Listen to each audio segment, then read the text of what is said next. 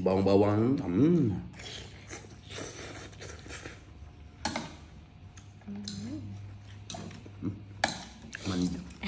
Mandi. Mandi ke bos? Besar. Dia buat tambah kuah. Kenapa abang makan laju lah? Dia bukan gelojo tau. Dia macam semua benda kena cepat. Lepas tu macam rasa macam nikmat. Kan setiap orang lain-lain ya. Dia selalu makan nikmat kan. Abang makan laju sebab macam ya Allah terima kasihnya. So kalau laju abang boleh habis satu hidangan. Kalau slow abang tak habis satu hidangan. Ada macam tu. Takut buang makanan. Sebab tu kena speed. Tapi dia lebih kepada bersungguh-sungguh lah. Takkanlah setiap orang, oh bang makan pelan-pelan. Semua orang pelan-pelan. Mesti ada beza-beza kan. Menghayati. Dia bos. Bagi abang menghayati macam ni.